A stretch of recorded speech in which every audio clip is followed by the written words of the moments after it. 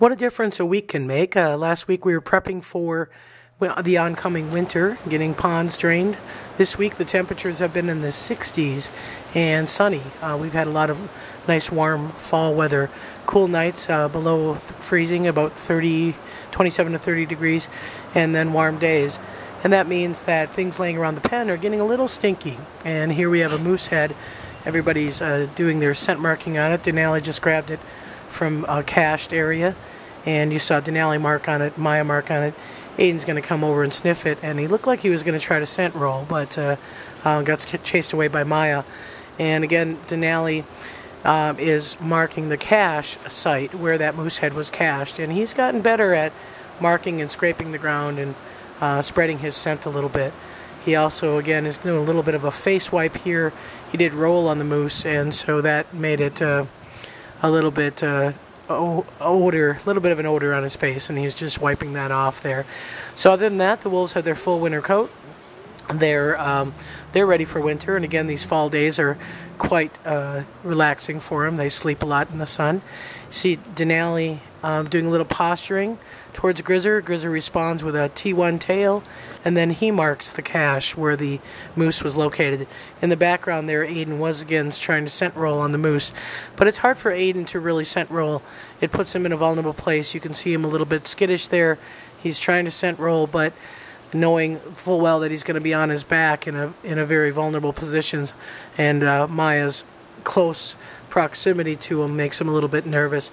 You can still tell he's got a social tail wag. Again, it's just the life of the Omega is going to be a little more alert. But this is kind of interesting. That's Aiden doing a raised leg urination and a nice scrape.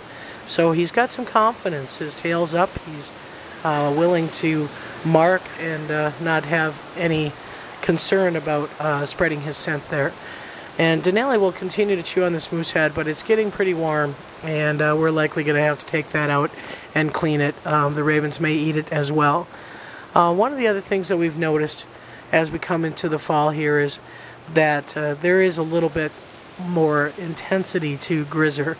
Grizzer's chasing of Denali is getting a little more serious, and certainly he is showing a lot more posturing than he's done before. As we said earlier, the issues that Aiden has is when Grizzer shows dominance towards Denali, which you're seeing right here, and actually a fairly close-up view. Denali's right in front of the camera.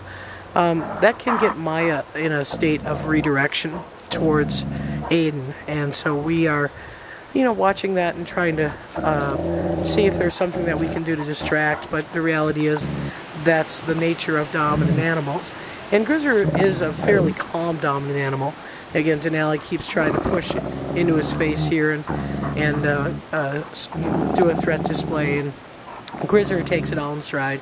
He engages when he needs to, but he's more about posturing than physical contact.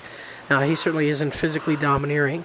And again, this is where Denali gets a little excited, wants to play. He's actually wrestling with Maya there, and the excitement will cause Maya to redirect, and you're going to see once Grizzer and Denali start kind of posturing a little bit more, Aiden comes over because he's curious, but he's also very leery. And again, as the intensity increases here, Maya's going to spring into action and do a chase of Aiden and chase him up to the front of the exhibit. And most of the time, that's all it is. And again, this is usually stimulated by either Denali getting a little bit more aggressive, doing a right up and biting on Maya's back. She chases Aiden up. Aiden turns and does a threat display again, still tail wagging, still engaging socially, but wary of that dominance that can follow with Maya's intensity. Overall, everybody's got a good winter coat. As I said, we've prepped for winter, and now fall has gotten us a nice surprise with some warm weather. But the wolves are holding their own. They're doing good, and everybody's in good shape for winter. Over in the retired pack, when all of this commotion is going on in the exhibit pack, it does get the retired wolves excited, and we're certainly happy that our 10-year-olds are springing around as well as they are. You see Shadow there doing a whirl, chasing after Malik. Scent marking is just as common in retirement as it is in the exhibit pack, and that's Shadow marking and scraping, and you're seeing Malik is very intent on the top of the fences, and I don't know if that's first been stimulated by ravens or if there's something about him understanding the height level of a fence and maybe trying to jump the fence to get back over to the exhibit pack. We're not really sure. His abscess tooth is certainly drying up a bit. We are not certain yet whether it's completely going to heal, whether it still requires a veterinary immobilization, meaning that he would be drugged and have that tooth examined, or if things are going to go well. It is drier this week, and certainly we're happy about that. That would mean the infection's reduced. And so one of the other things that we always do during the week is look at what the surveillance camera recorded. And you see a lot of activity when we're filming in with the wolves. They're always up and moving around, and that's probably stimulated by the staff. The reality is when we're not in there, they're fairly restful.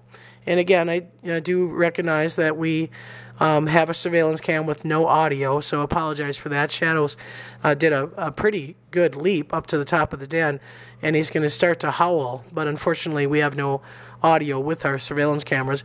But the benefit of the surveillance camera is to see what goes on when Wolfcare are not there. We do see Malik a little bit more tied into the exhibit pack, running the fence line with them, where Shadow is not as anxious about it and will oftentimes stand in the den and observe. There's activity going on. When this was filmed, there was activity going on in the exhibit pack, and so that's what the response is. Shadow's going to kind of posture and maybe howl back to him, where Malik's going to want to run with him, and that's what you're seeing along the fence line there. So it does vary, but it is a good tool for us to really identify how well they're doing, and you can see they're fit and spry for 10-year-olds. So that's about it for this week. Thanks for watching.